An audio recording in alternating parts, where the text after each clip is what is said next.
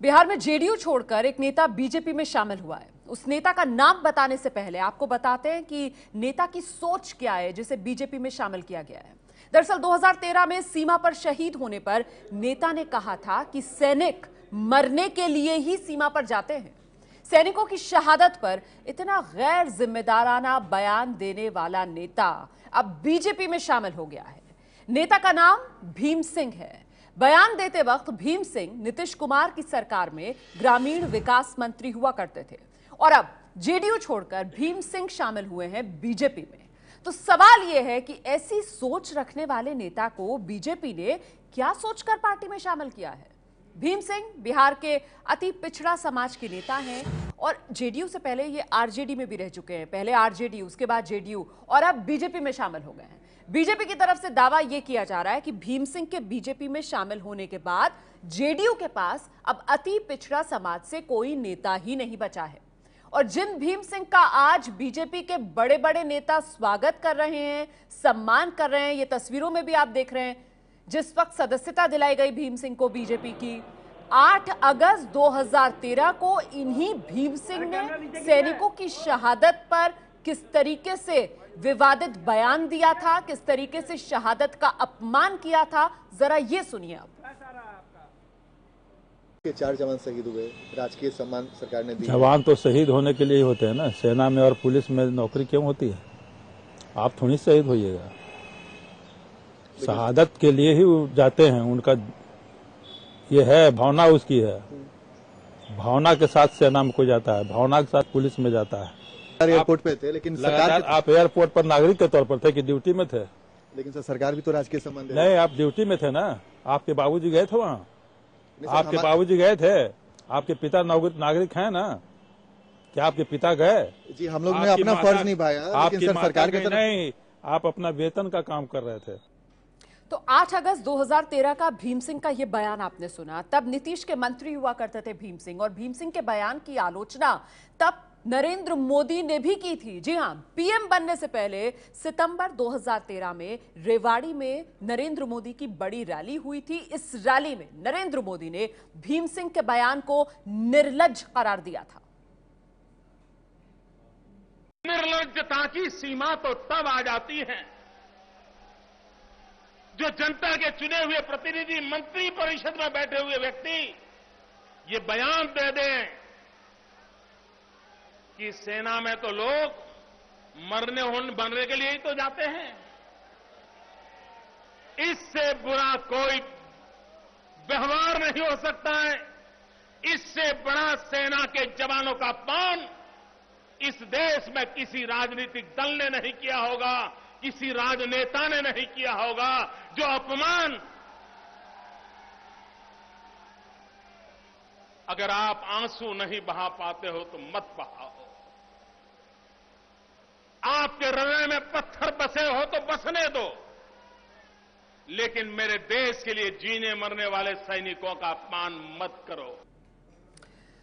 तो मोदी ने जिस बयान को निर्लज्ज कहा था, उसी बयान देने वाले को अब बीजेपी में शामिल कर लिया गया है। तो बड़ा सवाल यही है, क्या केंद्र में सत्ता में आने के बाद शहीदों को लेकर बीजेपी की सोच बदल गई है? बड़ा सवाल यह भी है कि जिस भीम सिंह को लोकसभा चुनाव से पहले मोदी ने रेवाड़ी की रैली में निर्लज्ज कहा, वो अब पार्टी के लिए माननीय कैसे हो गए? ये अहम सवाल। इन्हीं सवालों पर बात करेंगे एबीपी न्यूज संवाददाता प्रकाश कुमार इस वक्त हमारे साथ मौजूद है। प्रकाश, सवाल कई और सवाल सीधे सीधे बीजेपी से ही हैं कि आखिरकार जिन भीम सिंह को निर्लज्ज कह रही थी पहले पार्टी, अब वो माननीय कैसे हो गए? जवाब क्या दिया जा रहा है बीजेपी की तरफ से? जवाब तो इसी प्रेस कॉन्फ्रेंस में ही मिल गया कि जिस तरह से सुशील मोदी, दिग्गज नेता, जितने भी 2 मंत्री धर्मेंद्र प्रधान और अनंत कुमार, इन लोगों ने जब शामिल कराया और शामिल कराने के बाद ही कहा कि भीम सिंह जिस तरह से जेडीयू से अलग हुए हैं, अति पिछड़ा जाति के हैं और अति पिछड़ा का नेता अब जेडीयू में कोई नहीं बचा। ऐसे में एक बात तो जाहिर है कि उन्हें भीम सिंह से ज्यादा उनकी दिलचस्पी अति पिछड़ा यानी जाति में है।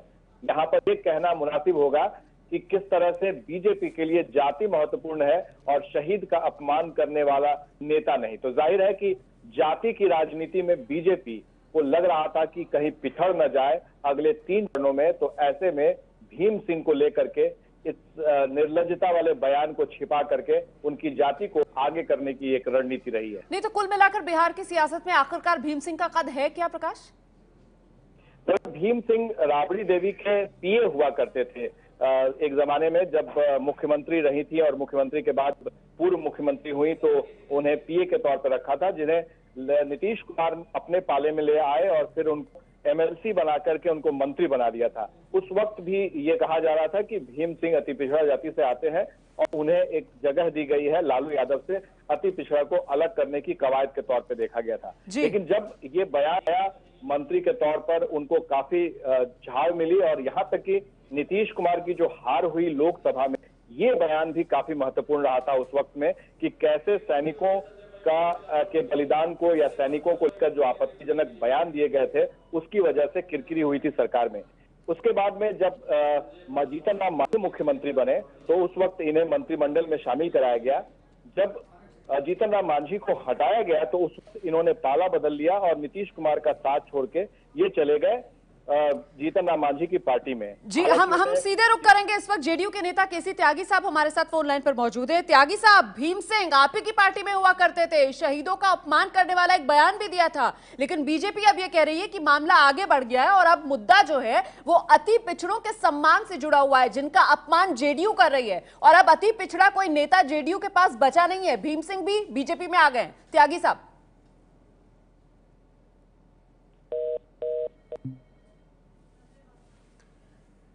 केसी त्यागी साहब से फिलहाल हमारा संपर्क नहीं हो पा रहा है। इस वक्त बीजेपी के नेता संजय पासवान हमारे साथ मौजूद है। संजय पासवान जी, सवाल आपसे मेरा बड़ा सीधा है। ये वही भीम सिंह हैं जिन्हें लेकर नरेंद्र मोदी ने कहा था कि निर्लज्ज बयान। आखिरकार ऐसी क्या मुश्किल, ऐसी क्या चुनौती बीजेपी के सामने कि जिसे निर्लज्ज कह रहे हैं बयान को मोदी, उसी निर्लज्ज बयान देने वाले को अब पार्टी माननीय बना रही है? हेलो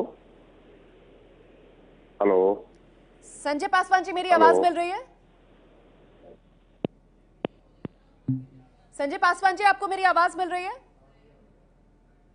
बीजेपी नेता संजय पासवान से भी हमारा संपर्क नहीं हो पा रहा है। लेकिन देखिए, इस वक्त बीजेपी से सीधा सवाल यही कि जिस भीम सिंह के बयान को निर्लज्ज कहा था नरेंद्र मोदी ने, आखिरकार उसे पार्टी अब माननीय क्यों करार दे रही है? और क्या कहा था नरेंद्र मोदी ने 2013 में हुई रेवाड़ी की रैली में? आइए आपको सुनाते हैं, लेकिन उससे पहले आपको सुनाते हैं भीम सिंह का वो विवादित बयान। 4 जवान शहीद हुए, राजकीय सम्मान सरकार ने दिया। जवान तो शहीद होने के लिए ही होते हैं ना, सेना में और पुलिस में नौकरी क्यों होती है? आप थोड़ी शहीद होइएगा, शहादत के लिए ही जाते हैं। उनका ये है, भावना उसकी है, भावना के साथ सेना में कोई जाता है, भावना के साथ पुलिस में जाता है। एयरपोर्ट पे थे, लेकिन सरकार आप एयरपोर्ट पर नागरिक के तौर पर थे कि ड्यूटी में थे? लेकिन सर सरकार भी तो राजकीय सम्मान दे। नहीं, आप ड्यूटी में थे ना। आपके बाबूजी गए थे वहाँ? आपके बाबूजी गए थे? आपके पिता नागरिक हैं ना? क्या आपके पिता गए? जी, हम लोग ने अपना फर्ज निभाया, लेकिन सर सरकार के तरफ नहीं, आप अपना वेतन का काम कर रहे थे। और इस बयान के बाद भीम सिंह के नरेंद्र मोदी ने रेवाड़ी की रैली में किस तरीके से हमला किया था, जरा ये भी सुनिए। निर्लज्जता की सीमा तो तब आ जाती है जो जनता के चुने हुए प्रतिनिधि मंत्री परिषद में बैठे हुए व्यक्ति ये बयान दे दें कि सेना में तो लोग मरने के लिए ही तो जाते हैं। इससे बुरा कोई व्यवहार नहीं हो सकता है। इससे बड़ा सेना के जवानों का अपमान इस देश में किसी राजनीतिक दल ने नहीं किया होगा, किसी राजनेता ने नहीं किया होगा। जो अपमान, अगर आप आंसू नहीं बहा पाते हो तो मत बहाओ। आपके हृदय में पत्थर बसे हो तो बसने दो, लेकिन मेरे देश के लिए जीने मरने वाले सैनिकों का अपमान मत करो। हम सीधे रुक करते हैं। कांग्रेस के नेता अखिलेश प्रताप सिंह इस वक्त हमारे साथ फोन लाइन पर मौजूद है। अखिलेश जी, जिन भीम सिंह के बयान को निर्लज्जता की सीमा नरेंद्र मोदी खुद करार दे चुके हैं, उन्हें ही पार्टी में शामिल कर लिया गया है, इसके पीछे आपको क्या वजह लग रही है? देखिए, हर चीज को परिभाषित कर देता है समय। आज समय निर्लज्जता किसकी है उसे परिभाषित कर दे रहा है। ये सुविधा के राष्ट्रभक्त हैं, बार बार मैं कहता हूं। सुविधा के राम भक्त हैं, सुविधा के सैनिक भक्त हैं, सुविधा के गौ भक्त हैं।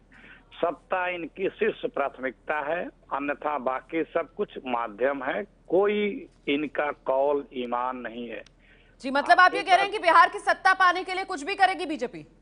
की भी सत्ता हो, कहीं की भी। जी। वो राम को छोड़ा, जी, गौ को देख लिए कैसे बोलते हैं, कश्मीर में किसके साथ सरकार बनाया। बहुत बहुत शुक्रिया हमसे बात करने के लिए। कांग्रेस की प्रतिक्रिया आपने सुनी, कह रहे हैं कि सत्ता पाने के लिए कुछ भी करेगी बीजेपी, और उसी के तहत भीम सिंह को बीजेपी ने पार्टी में शामिल कर लिया है।